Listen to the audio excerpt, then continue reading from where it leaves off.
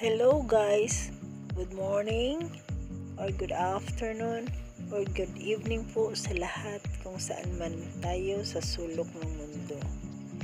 Ngayong araw na to guys, mayroon na naman akong panibagong mga nalalaman para ipamahagi sa inyo para makikita at malalaman nyo rin kung paano magtanim ng amaryllis plant para magkakaroon kayo ng magandang tanim at magkaroon ng magandang bulaklak.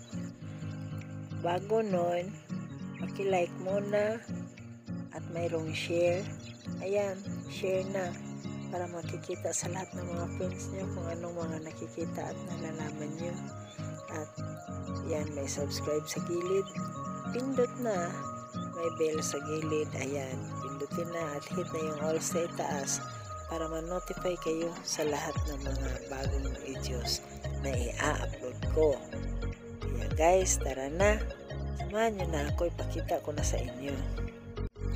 Ang una ay para lang siyang isang sibuyas, tapos ilagay muna natin sa yung mga lalagyan ng plastic para madali lang natin pagdilig o sa pag-alaga. Ayan, ganyan lang. Huwag masyadong yung iapaw natin ng lupa kapag amaryllis ang ating itanim. Yung lalabas lang yung kanyang kahit na lalabas yung sa katawan niya.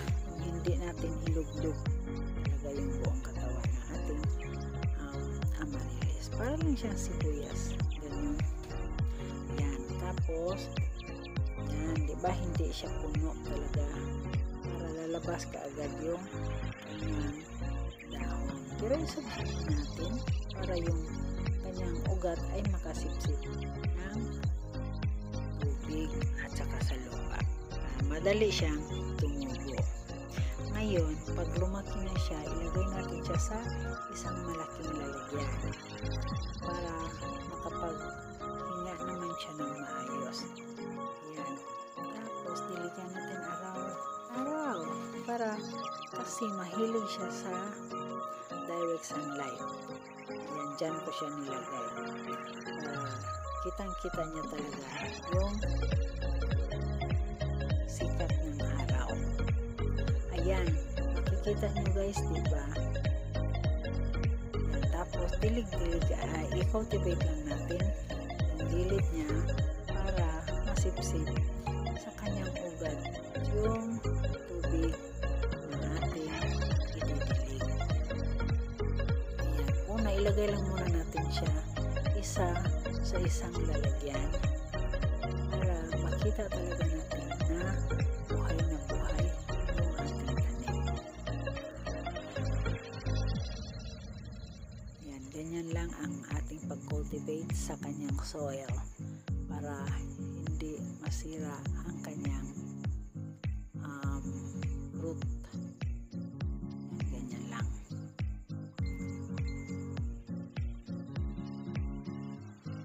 Okay, diba maraming lupa ang kailangan niya guys, kasi gusto ko kasi ilipat pa yan siya sa mas malaking lalagyan para doon lalagyan ko siya ng kasama para magkaroon talaga ng maraming bulaklak sa isang pot. Ayan, so kitang-kita natin na buhay na talaga yung ating tanim na amaryllis. Ganyan lang guys. Sana huwag niyong kalimutan pagdilig araw-araw. Kahit na isang beses lang siya diligan, kahit sa gabi lang siya diligan, pwede na. Hindi siya gaano maalagain ang tanim natin na amaryllis guys. Kaya madali lang siyang buhayin. Ayan. Tapos nilagay ko na 3 na sila sa isang lalagyan para magkaroon sila ng maraming bunga. Ayan. Ayan. 1 month na siya. Madali lang talagang tumubo. 1 month na ito. Ganito na napakalaki ang ating amaryllis. Napakaganda paalagaan guys, kasi makitang-kita mo talaga na tataba siya at lalaki. Ayan, ngayon, ayan, nakabunga na or namumulaklak na ang ating amaryllis. Sa isang stalk niya guys, meron siyang 3 flowers. Ayan, diba? Ganda guys. Kaya napakaganda talaga. Ang ganda talagang tingnan. Diba? Napakaganda talaga. Kaya na-refresh yung utak mo at nakaka-relax. Parang mawawala ang stress pag nakita mo siya. Pagising mo sa umaga, pagbukas ng iyong bintana, ito talagang makikita mo. Unang makikita mo itong ating bulaklak ng amaryllis. Napakaganda talaga guys. Kaya ganito ang ating gawin sa ating tanim na amaryllis. Ginawa ko na silang 3 sa isang lalagyan kasi gusto ko sa isang lalagyan ay maraming bunga.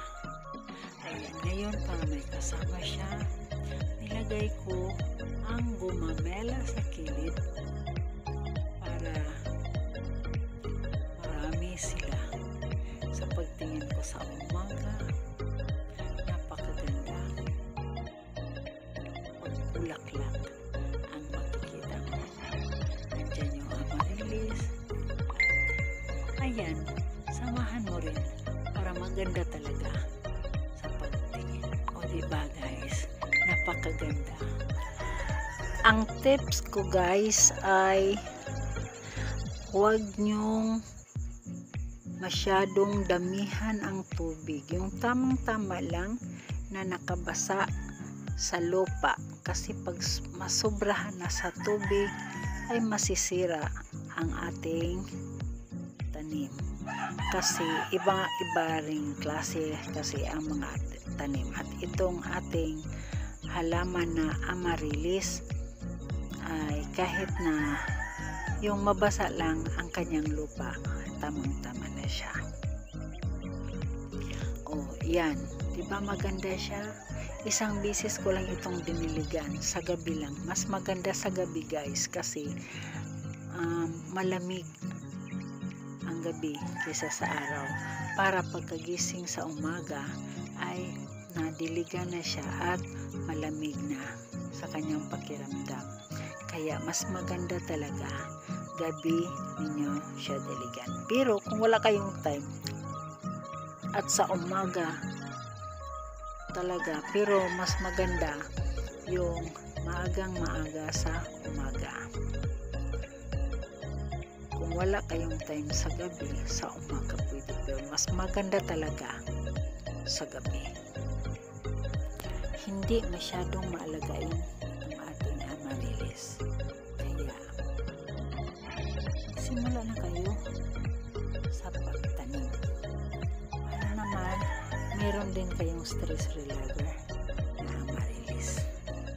Kahit maliit lang ang space nyo, pwede nyo ilagay sa may pintuan or pwede nyo ilagay sa gilid or pwede nyo ilagay sa harapan. Walang problema talaga ang ating amaryllis kahit saan natin ilalagay. Pwede nating ilalagay sa sala, pwede nating ilagay sa kwarto, amaryllis natin.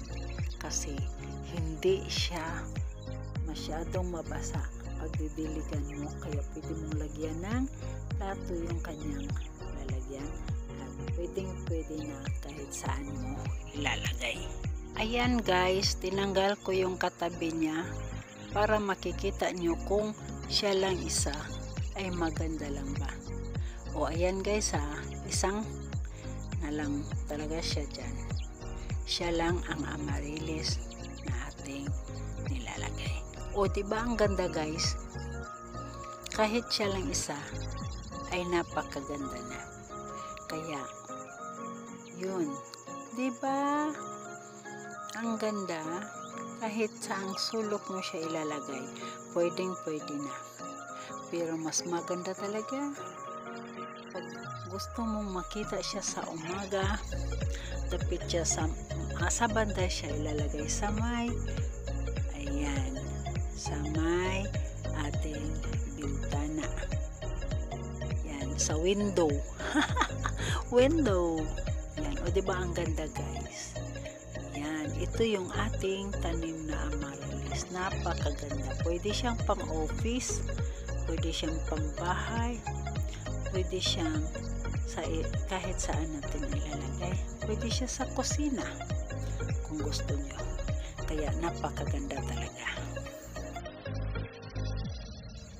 Guys, sana na-enjoy kayo sa pagpanood at sana nagustuhan nyo ang video. Guys, baka nakalimutan nyo. Ayan, kung hindi pa kayo nakapag-like, kung nagustuhan nyo ang video, like na. At baka hindi pa nakapag-share, yan, share na. Para sa lahat ng mga nakikita at nalalaman nyo, makikita din sa mga kaibigan nyo. At huwag kalimutan yung subscribe dyan. Importante yan. Kasi pag may bagong videos ako, ayan, may bell sa gilid, pindutin na. At hit na yung all sa itaas para ma-notify kayo sa lahat ng bagong upload ko. Kaya guys, thank you for watching. See you next vlog. Bye!